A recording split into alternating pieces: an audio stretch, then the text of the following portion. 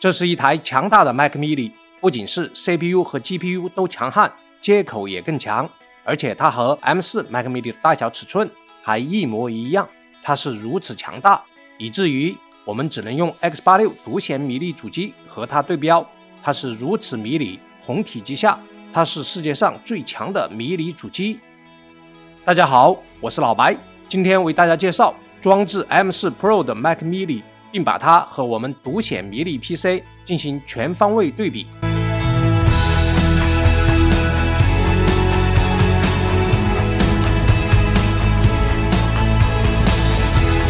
市售的迷你电脑大致分为3个品类，首先是我们最常见的核显迷你主机，它的体积最小，其次是可以加装独立显卡的1升以上的小主机，比如明凡 MS01， 还有就是出厂就自带显卡的独显迷你主机。核显小主机可以通过 Oaklink 接口扩展独显，而带 PCIe 插槽的小主机可以加装半高单槽刀卡4060独显。独显小主机最强的已经能装置4090移动显卡了。我们已经把 M4 Mac mini 这个拥有4个性能核心、6个能效核心、10核图形处理器的小主机和装置 AI9 HX370 的我们最强的 X86 核显迷你主机进行了详细对比。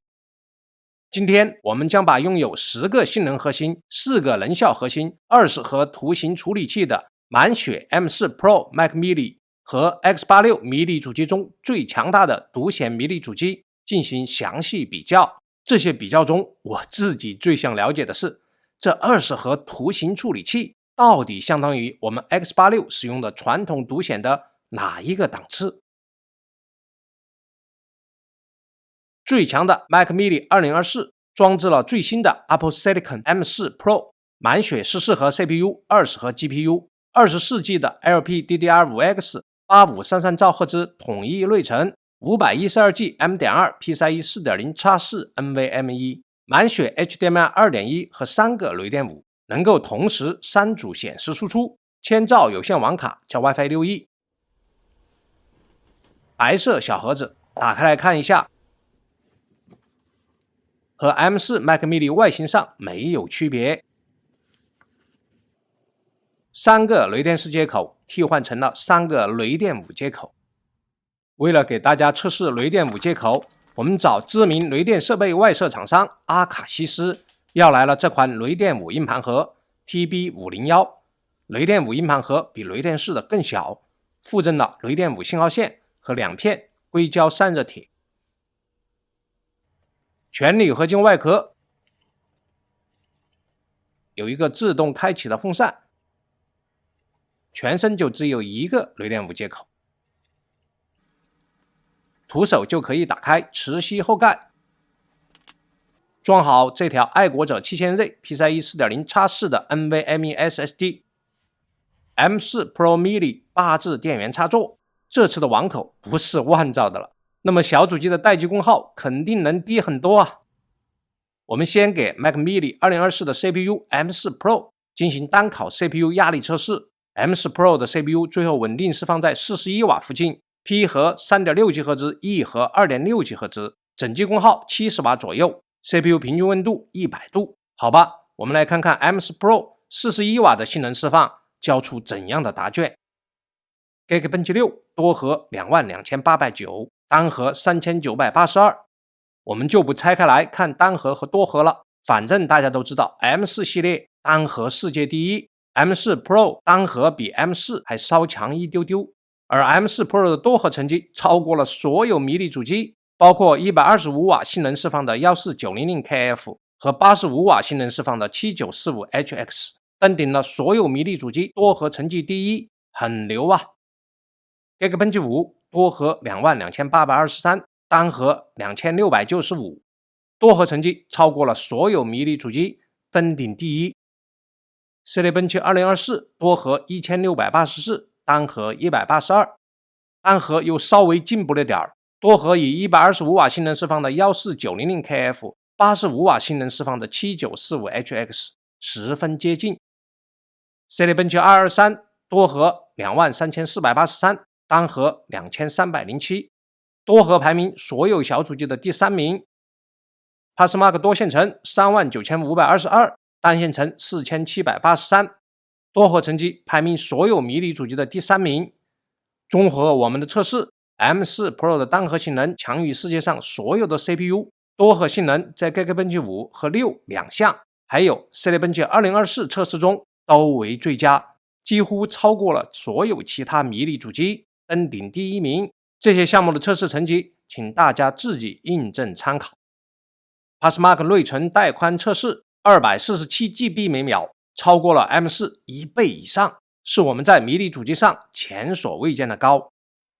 我们给 Mac mini 2024 M4 Pro 进行单烤 GPU 压力测试， M4 Pro 的 GPU 最终稳定释放在33瓦附近， GPU 频率 1.5G 赫兹，整机功耗平均68瓦左右， GPU 平均温度99度。接着加入 CPU 压力测试来双烤，最终 CPU 保持26瓦性能释放， GPU 保持23瓦性能释放，整机功耗平均85瓦左右， CPU 平均温度100度， GPU 平均温度99度。我们来看33瓦性能发挥的 M4 Pro GPU 的性能表现。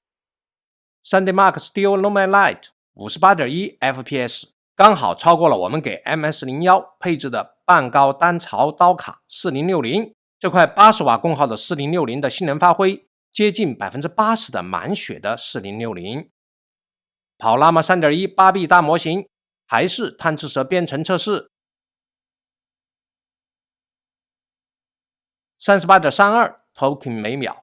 和半高单槽刀卡4060的 37.8 成绩也是几乎一样的。我们也使用了为 Apple Silicon 专门优化的 MLX 版本的 Llama 3.1 8B 大模型，结果竟然跑到了 49.67 token 每秒，优化后的大模型果然更厉害。M4 Pro 的 OpenCL 成绩只有7万分，不如半高单槽刀卡4060的93000分。Cinebench 2024图形测试8874， 4060半高单槽刀卡8937，两者又几乎一样。Blender Benchmark 总分2483，对比我们4060半高单槽刀卡低一些。Solarbeat 测试33389，这个成绩和我们的4060半高单槽刀卡差不多啊。我们来打游戏，古墓丽影暗影 1080p 最高画质，运行评估测试。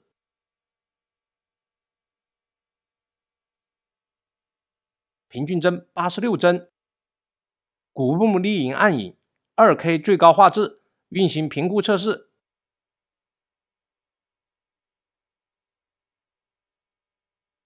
平均帧57帧，和4060半高单槽刀卡对比一下，要差一些。看来 M4 Pro 的 GPU 性能大致接近我们在 MS01 上加装的80瓦性能发挥的4060半高单槽刀卡，而这块卡只有满血4060 80% 的性能，也就是说20核 GPU 的 M4 Pro 图形性能大致等于 80% 的满血4060。我自己的工作流25分钟视频渲染导出测试还是用了12分，和 M4 Mac mini 差别不大。512G 的出厂自带 SSD 5900兆比每秒， M.2 PCIe 4.0 X4 的不错的速度。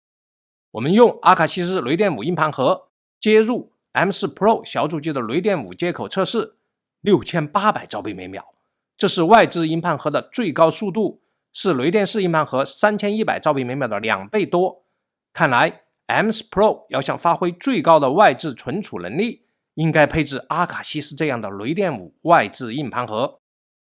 板载 WiFi 6E 无线网卡跑到了928兆 bps， 算是我的 WiFi 6无线网络里最好的那一类。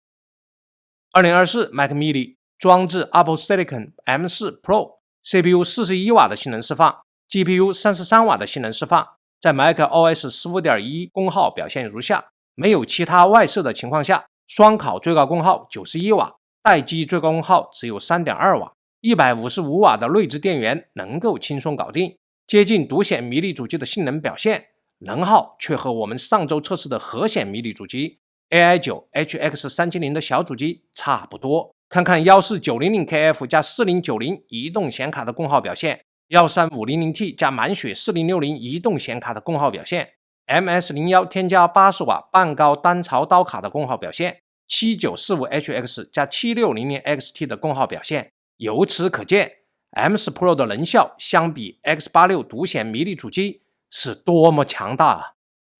在室温24度的情况下， M4 Pro CPU 的待机温度 36.86 度，内置 SSD 待机温度33度。单烤 CPU 满载的时候，机身噪音49分贝，收回在耳边37分贝。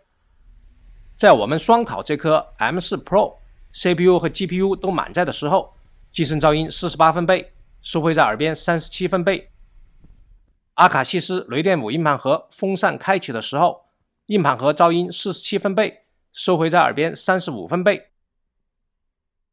最强2024 Mac mini 装置 Apple Silicon M4 Pro CPU 仅仅41瓦的性能释放， GPU 仅仅33瓦的性能释放，不但是单核性能强悍登顶，多核性能也接近我们所有迷你主机的最高位置。雷电5接口接入我们的阿卡西斯雷电5硬盘盒，6800兆比每秒的读写速度，比内置硬盘更高。而小主机有超出寻常程度的安静表现，各种烤机耳边都没有超过40分贝，还有一贯水准的高颜值。缺点吗？首先是价格，国补后也要1万出头了，不是非常熟悉 Mac 或者在 Mac 上有刚需且这性能匹配的朋友，就被这价格劝退了。其次， CPU 性能是对得起这价格的，但是这 GPU 性能经过我们反复对比，20核图形处理器的性能还真的就是 80% 满血的4060的性能，也就是和我们在 MS01 上添加的80瓦性能发挥的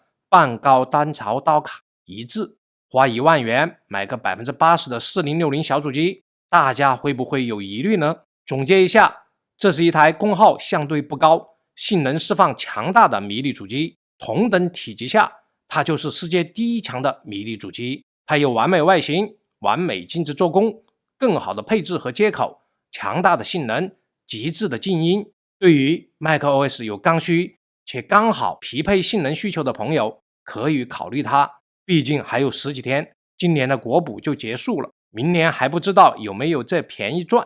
好了，今天就讲到这里了，我是老白，谢谢大家的观看，再见。